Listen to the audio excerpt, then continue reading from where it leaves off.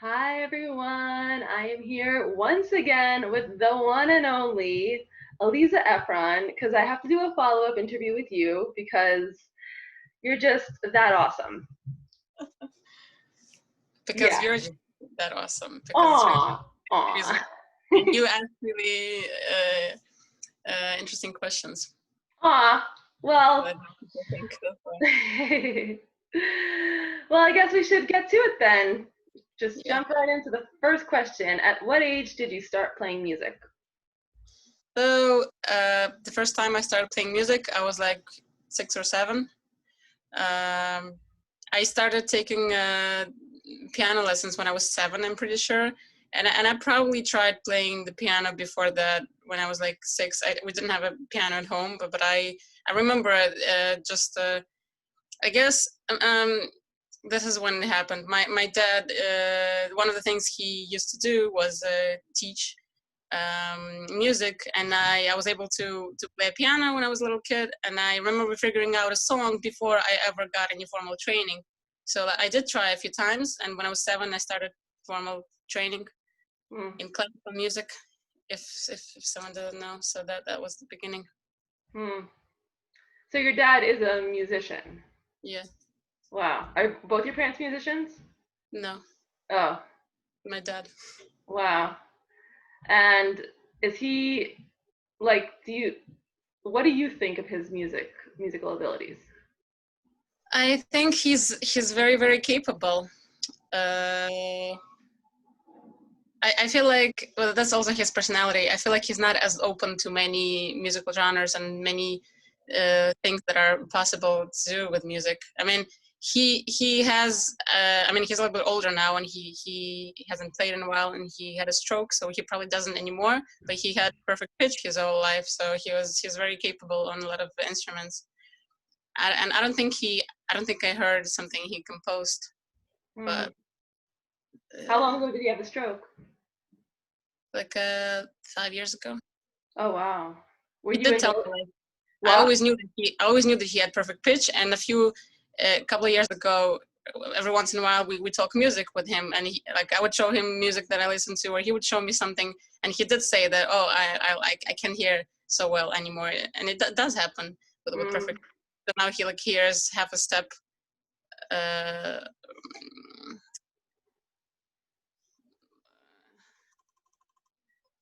Say it in Russian. Basically, he will like hear a D flat instead of D. He's like, Ah, okay. Okay. Well, okay, for those of us who don't speak music, what does perfect pitch mean? perfect pitch means that you're able to tell which note someone is playing without having to find a reference note on an instrument, without having to check with an instrument. Most people need a reference note, and they will be able to figure out, to calculate in their minds. That's called relative pitch. Perfect pitch is when you don't need any reference to be able to just hear which pitch is being played, which is Mm. pretty. Do you have perfect pitch? I actually used to. Oh, okay.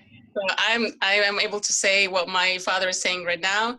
That I developed it at some point when I started learning music theory more intensely, and a few years ago I was able to say I have it, and now I will make like I always know that I'm not trying. I will make like a half a step or step mistake, like my dad right now.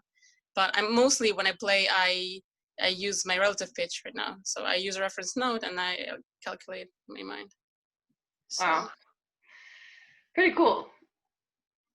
I think it's cool. I yeah. mean, I'm sorry about your dad though. Like, were you in Belarus when he had the stroke? No, I was already here. Oh, you were here. I'm sorry. It's okay. Yeah, well, He's better. He's better. hmm move on. Yeah. Well, I wish health and happiness, of course. Amen. Um, what was your life like in Belarus? Um.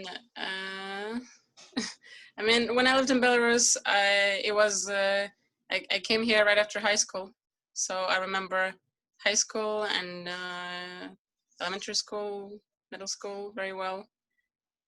I mean, elementary and middle school, I was in public school, so my life is I'm pretty sure it wasn't very eventful. It was a long time ago. I was in school and I didn't have so many friends, and I was in a music school as well, and I was I was learning stuff. Yeah. I Figure guess we out. all were learning stuff at a certain age. Yeah. Was it a co-ed school? Did you go to school like boys and girls? Yeah. Mm. I was in a public school until Oh, right. until high school, basically until age 14. And high school was when I switched to a Jewish school, and I Mm. wasn't in a school anymore. It wasn't what? I wasn't in a co-ed school in high school anymore. Got it. My life in Belarus was just a life of a regular schoolgirl. I don't know. Mm.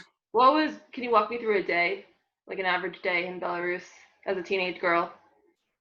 As a teenage girl, do we want to talk about my high school years or my middle school years?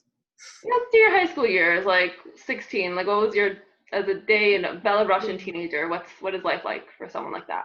So the school that I happened to have gone to was like a school and a dorm in the same building,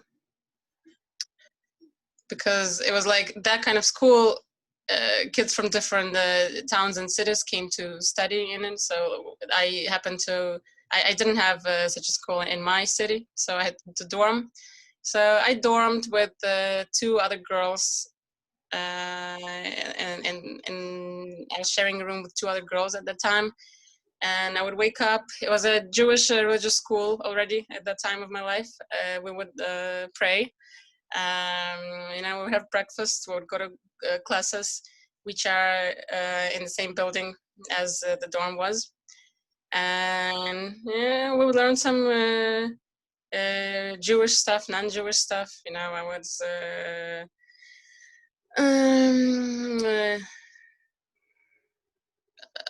I was not in the music school anymore, so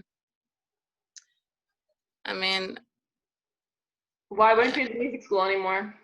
because I graduated at that time. You graduated from the music school. Yeah, after when I Oh, was here already. Yeah. wow. So you graduated from the music school and then you went to the dorm. So music schools in Russia, Belarus, Eastern Europe is something. It's like an after-school program. It is a separate school, but which you attend in the after-school hours. So it's a regular public school hours where 8 to or 9 to something. I don't know.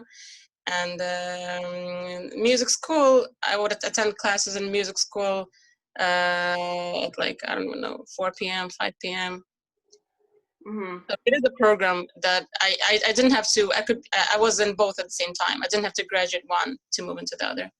So in the So after 2 hours, I was attending different music schools throughout my childhood. And that's really interesting. Like, I feel like that's like a real like way to ensure that people are educated, like in music. You know what I mean? Like, we try to have that, but like I don't know, like if you know, but in the States, they really slash funding for like music programs like that. They don't have an emphasis on it yeah. in the States. And people aren't educated in music. Like, apparently not as much as in other countries. Like, I know in Israel also it's a huge thing to have music education.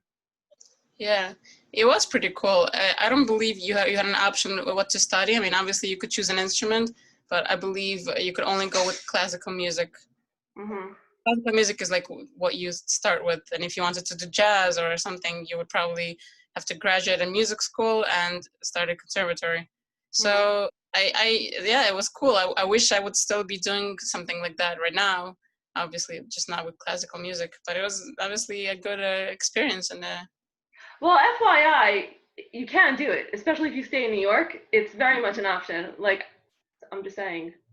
I know I have too many projects I'm trying to focus on right now, and I used to think about transferring to a music school, but I decided, okay, College. I have friends who get went. myself. I What? decided to get myself a normal degree at first, and then if I want to do music, Mm-hmm. I have friends who have done the music program at Brooklyn College. They went to the conservatory, so like, we could like exchange. Wow. info about that. Yeah, I mean, it's a legitimate program, and of course, there's Juilliard.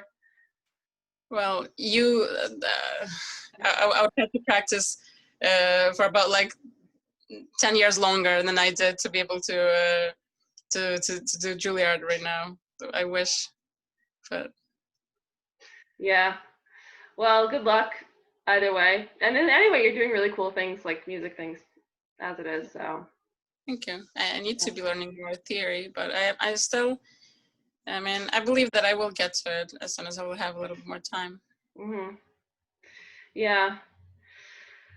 So So yeah, next question. Oh, sorry. No, basically, I wanted to finish the question and say that my day in Belarus wasn't very eventful. I mean, I don't know, after school, I would have lunch and I would hang out with friends, or I would do something fun. Like, it was also like a small, the dorm where my school, the dorm and the school, the town where they were located, it was kind of like a small town with not many things to do. But I had friends, I built connections that year. So did they come here to the States with you, those friends, or did they stay in Belarus? some of them, like one girl from my class, a good friend of mine, came with me. Different girls who also came here. They weren't in the same class with me, but they were younger or older. That's cool. So yeah, guess I know there's a whole cohort of you guys like all around here, like people from the I just know that it's a thing that yeah, you yeah. come to the States. Yeah, it's very cool. I love you guys. You guys are so awesome. Next question: were you nervous to come to the U.S.? I was nervous, but the way that it happened, I kind of got very little time to think about it. So I was nervous, but I couldn't. I just had to act because it happened the way that I was informed less than 24 hours before my flight that I would have to fly. It's like I knew that it was happening, but I wasn't sure what the exact date would be, and it was kind of like tentative. I thought I was prepared to have a little bit more time, and then I was informed that I have to go, and so I sort of had like less than one day to pack without thinking about how nervous I was, and I did, and and it's it. Wow. Well, that's cool. Just jump right into the water. I'm all for that. Basically, I think about it now sometimes. I'm like, oh, my phone just told me that it's not so charged. Okay. Oh. No. Yeah, I think about it sometimes now, and I'm like, it's not that it was brave. It's just that it was. I mean, I don't know. It's just crazy. It's but it was better in a way because I didn't have time to think. But had to act. Fight or flight mode. Wow. Well, what's the best part about living in the U.S.? I can't really compare to living in Belarus anymore. I mean, okay, I can compare. It's just that I became a different person, and most of my development happened here, and now I have totally different friends and a totally different life and mindset, and I'm just happy to have this really cool life that I like. But about living in the US, I like speaking English. I can relate to American culture a little bit better at this point than Russian culture. I like that it's necessary to be friendly and polite. People smile and they say thank you, and there are more opportunities. I really like that there are more opportunities for me to be Jewish, which I didn't have besides for that one school in Belarus. Yeah, this is what I like. That's awesome. Yeah. Wow. Very awesome. So that's a good segue to the next question, which I feel like it's going to be a long answer. And it's about your religious journey. Can you tell me about it? It's a very good question. I like talking about my religious journey. I also love asking people about their religious journeys. Some people probably get uncomfortable. I don't know. I apologize, but it's something that's interesting to me. So my whole life, you want me to make it short, long? Whatever you want. It's your interview. I grew up not religious. My parents, I will probably describe them as, I'm not going to say traditional, because traditional people, they light Shabbos candles and they do something for it. My parents just had this set of beliefs that it's important to be Jewish, and it's important to marry someone Jewish and tell your kids that you're Jewish, but it's not so important to keep any of the things. But when I was 10, they sent me to a Jewish camp, Gan Yisrael, for the first time. My Jewish experience was a Chabad camp, and it was too religious for me, and I was very little, and I didn't know what was going on, and I hated it so much. And like, I went from not doing anything and not knowing anything to something so extreme, and I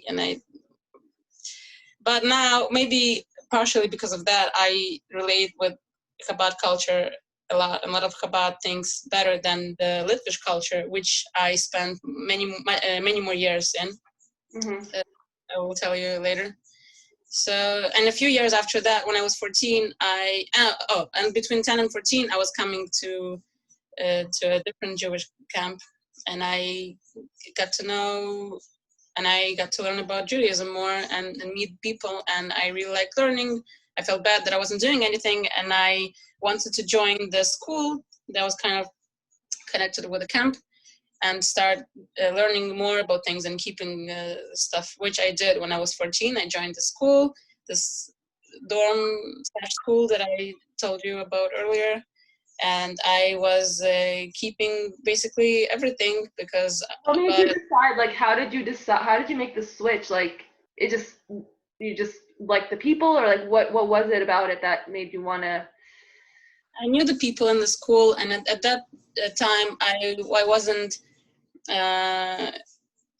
like I didn't have a good situation with my class. Like, I didn't have many friends. I was bullied, and I was just realizing I didn't want to be in a non-Jewish environment. I really wanted to be in a Jewish environment. So the non-Jewish people bullied you? Was that it? Okay, got it. Not to make, I don't mean to make non-Jews sound bad, but that's what happened. That's what happened to you. Like, that's what happened. Not because I was Jewish. Right. I didn't tell anyone I was Jewish. Maybe someone knew. I mean, I'm sure, but I just decided I wanted to be in a Jewish environment, and I also knew that the school offers a possibility to come to America or any other country to continue your Jewish education, which was important to me, which is what I did. So, and at that time, my relationship with my classmates wasn't so pleasant, and I thought it was a good time to switch, to try it out. And I switched schools, and I started learning things and keeping most, I guess, everything that was applicable to me at that point, because I believed in God, and I wanted to. And at some point, I realized I wanted to research more and really make a logical decision, and not just follow things blindly. Because as much as Judaism was a beautiful religion to me that I was really happy following, I also wanted to make sure it's the right decision, and I didn't want to just be told what to do. And at some point, I was like, okay, I have some really important questions about life, death, religion, and meaning of life. And I was going through this existential crisis a little bit when I was 15, 16. So that's like a couple of years after I started keeping kosher Shabbos. Yeah, so when I was doing all that stuff, it was, my motivation was not so much because I had it figured out for myself in the beginning. It was just that I didn't want to go against the school rules, and I tried to do the best I could. But when I came back home for vacation a few times a year for a week, and then for the summer, I wasn't doing a good job keeping everything. I don't know, it wasn't so important for me to commit to doing this from my whole life. But when I was in school, I tried my best. So yeah, so when I was 15, 16, I started researching a lot about history and about different religions and about the actual sources, and asking questions. And I wanted to know if it's really right. I didn't want to be brainwashed, and I wanted for it to turn out to be true. but I was overthinking it and researching a lot. And yeah, and because of that, things got more difficult. So I guess at every point, every Jew, I guess, reaches that point where they have a problem with faith, and they want to believe, but they struggle.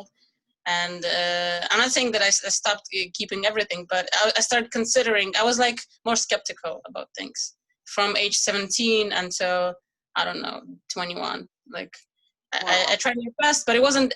I just became more skeptical. It wasn't as important for me to figure out, because when I tried to figure out and ask people questions, I was basically told a lot of times that we know from here to here, and Hashem knows from here to here, and we're not supposed to know all the picture and whatever.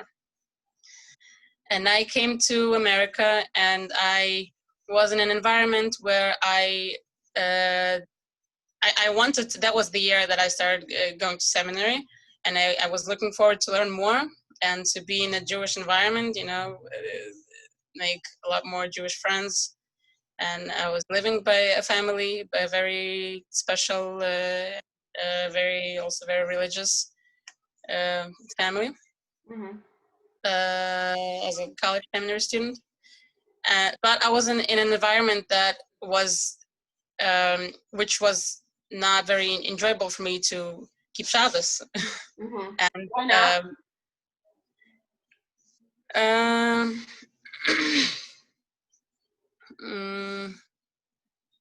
The first few years in America were just a transition, and also it has to do with seminary and with people I was around. Like my seminary made me even more skeptical, made me question a lot of things, because instead of teaching me, they just showed me that a lot of people are judgmental, and a lot of values in certain communities seem to be wrong, and I didn't understand them, and I wasn't sure. And they were telling me, they were giving me the message that unless I'm everything, unless I'm 100%, unless I do 100% of things, unless I'm perfect, then it's not worth it. And I'm not a Jew, and there's no Torah in me. And they basically, I'm just giving you a very long description of, they were giving me extreme messages, which made me very confused. Mm. And I wasn't sure I wanted to do it anymore. Before that, my whole life, the only thing I'd known that I wanted to be and that I was to be Jewish. Mm-hmm. And I was very confused. I didn't know where I was going next. And and at some point, I started meeting more people, different people from the kind of people I was being in seminary and in college. I was making new friends. And like a lot of us, I learned that it's okay to be different, and it's okay to do 90% and 70% and 50%. And there are so many ways to be Jewish, and it's about your relationship with Hashem. And I actually became more religious then. I learned that I shouldn't try to put myself in a box to be someone a lot of people expect me to be. Mm-hmm. Well, how do you, like, you said something very interesting before that I also find very relatable, about how every Jew finds hits a wall with the faith. And it sounds now like you are reconciling with that, the hitting of the wall, so to speak. Like Reconciling? Like, how did you find your faith again? Yeah, I basically, I met people, and I was, I guess, I believe now that God was doing it to me. God was showing me that there are different ways for me to reconnect with Him, and I should accept myself and encourage myself, as opposed to just getting discouraged because I'm a failure if I don't fit in a box. Mm-hmm. Just experience and talking to different people, learning about their journeys, meeting people, and visiting different communities made me realize that there are ways, and it's not all black and white. And I became more religious, and God did show me that he was still there, and a lot of things that a lot of ways, a lot of things that happened to me basically really proved that I'm not making sense right now. No, you are. You're making crystal clear sense, actually. Like lately it became so much more clear is that God has been with me in my life this whole time, and it was as soon as I stopped trying to put myself in a box, it became a lot more enjoyable to learn things and observe different mitzvahs, and I was able to reconcile with it, and that's really beautiful. Peace with it. Yeah, that really is beautiful. I just think it's like a beautiful story, like, because it's real. What's the most challenging aspect right now, though, about keeping Shabbat? About keeping Shabbat? Anytime I'm not around people, I find it challenging. Basically, I guess we're used to, and I am also, we're used to getting distracted by something in our day-to-day lives. We're used to having someone to speak to. We're used to our phones a lot. We're really addicted to our phones. And on Shabbos, we're not used to having this lack of stimulation, sort of, that there's less things going on, and sometimes I find it hard to, like, I don't know, fall asleep unless I have someone to talk to, or like on a weekday unless I have my phone to use, and I'm not used to just spending time with myself or with a book. So if I'm not with people, if I'm bored, obviously I'm sure a lot of people face this problem. It can get hard to keep Shabbos. I do keep Shabbos now, so I'm proud to say. But that's awesome. So yeah, it obviously can get hard. That's why we have to surround ourselves with people, and make sure we have plans that we enjoy on Shabbos. And I think it is very important, and I like it to get disconnected from my phone and to learn how to enjoy my time in a different way. That's awesome. I mean, yeah, no, I think like one of the main reasons like I am like maintaining, thank God, like I'm keeping Shabbat, I'm trying every Shabbat to keep it, is because of the phone thing, because I'm so addicted to it. Yeah. And the only thing that I think like we're a little different on is that I don't feel like I always need people on Shabbat.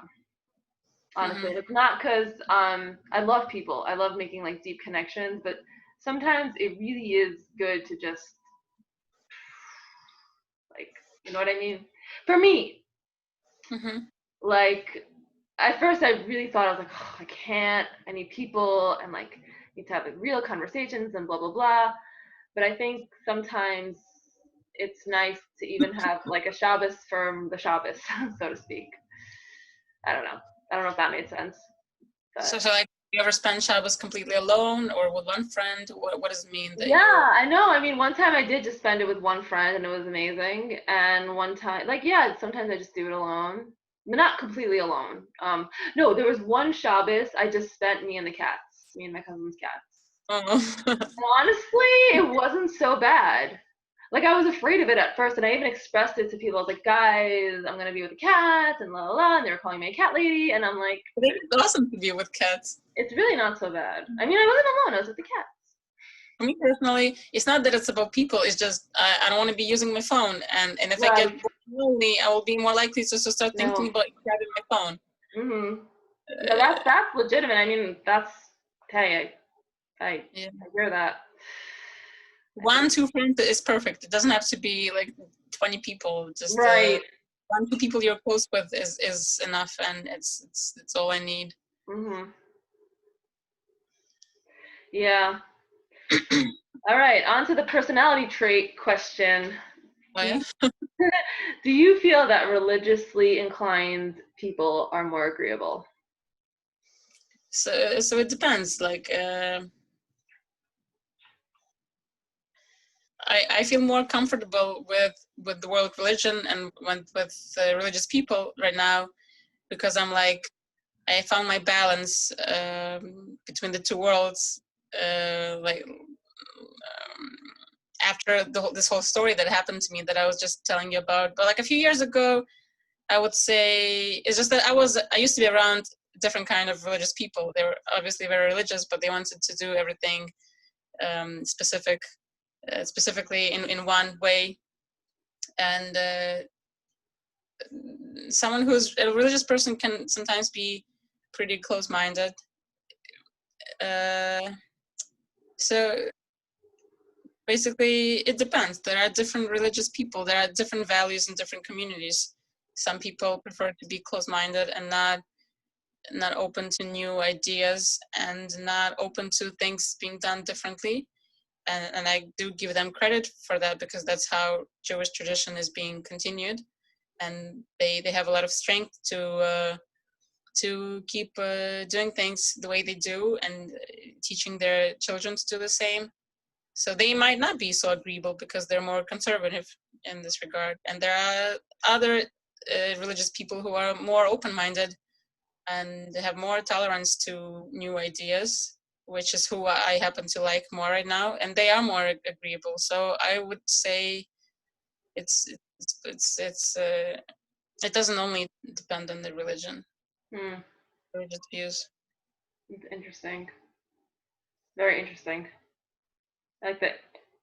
Like, the answer had a lot of layers. I like that.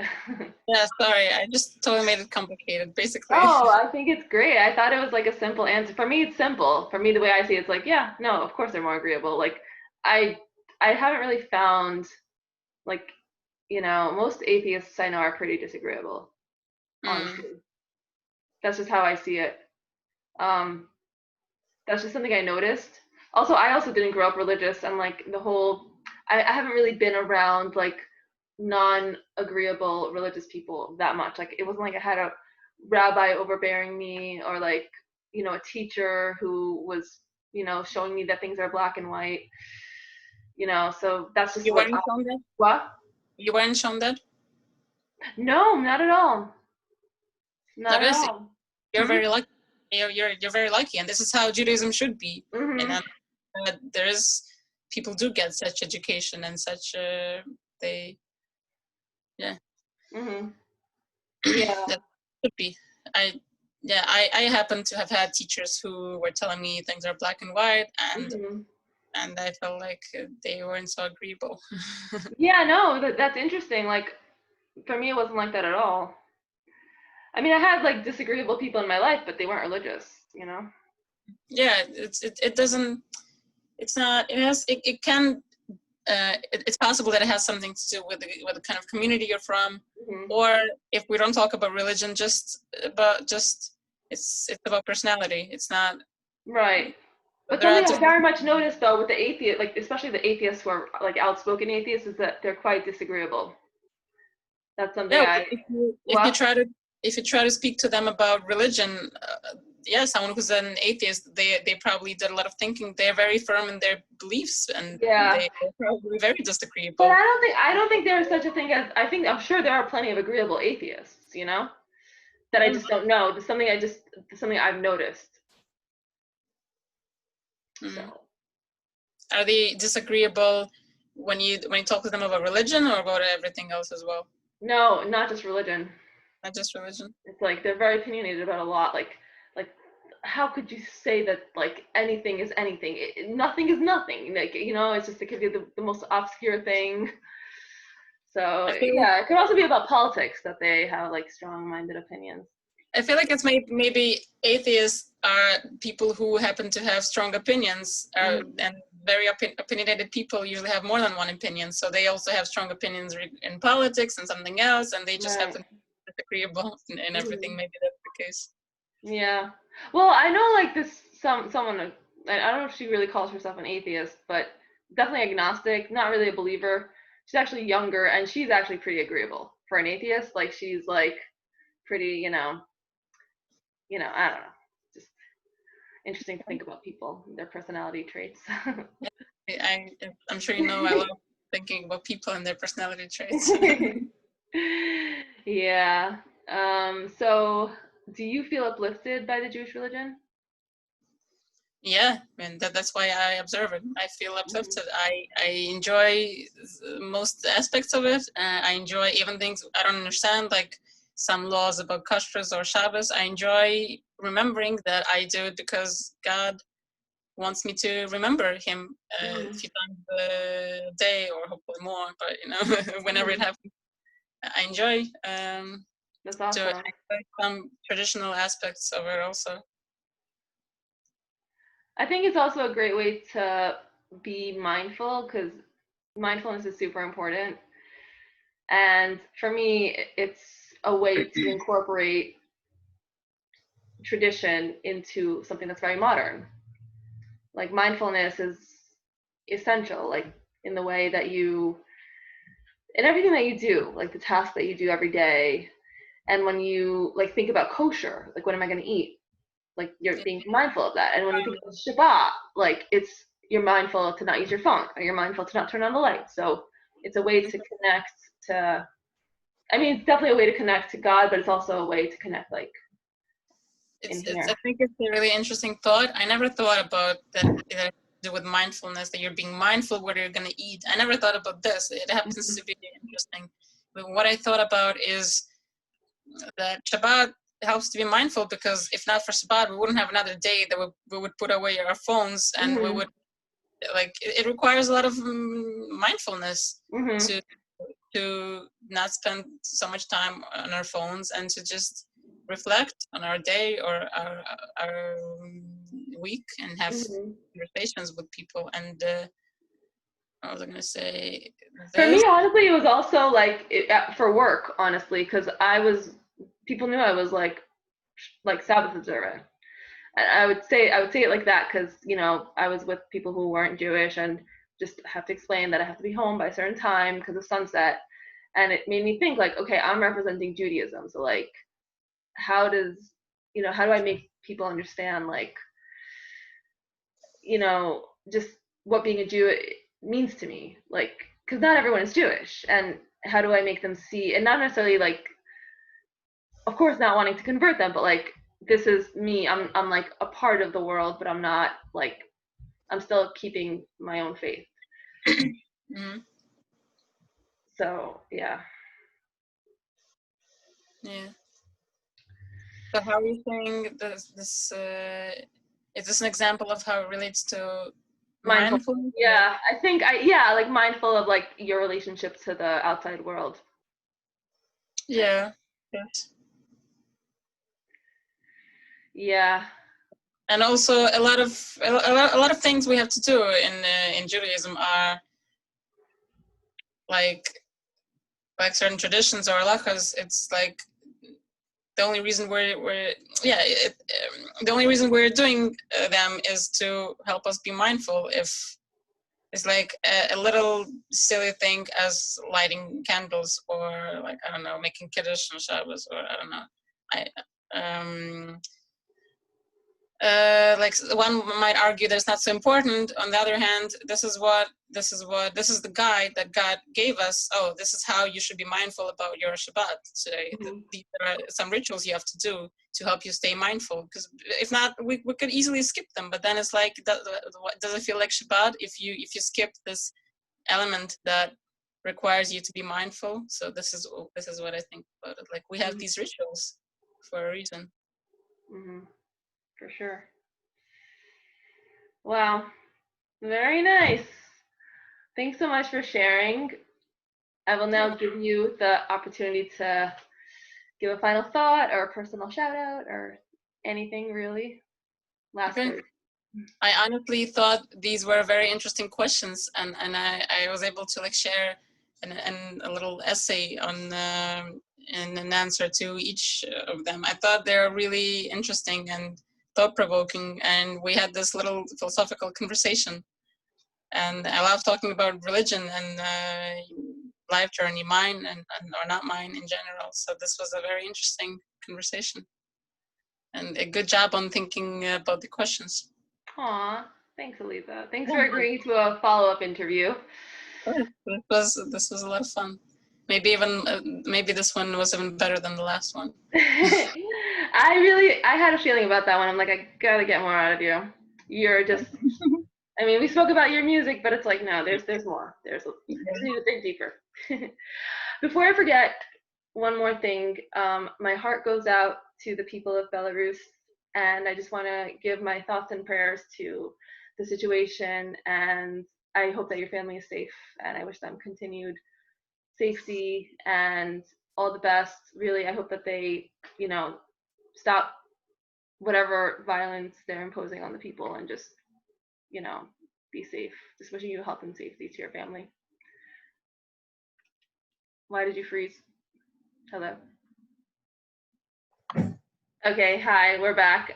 Just wishing you all the health and safety to your family, and yeah, just all the violence should just end in Belarus. Amen. Thank you so much for paying attention, because I know a lot of my American friends don't know what's going on, or don't pay attention, or are not willing to do research, and don't care. Thank you for caring and for asking if my family is okay, and I hope things will change for the better, hopefully soon. Amen. Amen. Hope so. Thanks so much. I really appreciate this. Appreciate your time. And That was an interesting discussion. yeah, hope to see you this weekend. Yeah. Hope to see you too. Take care. Namaste. Bye-bye.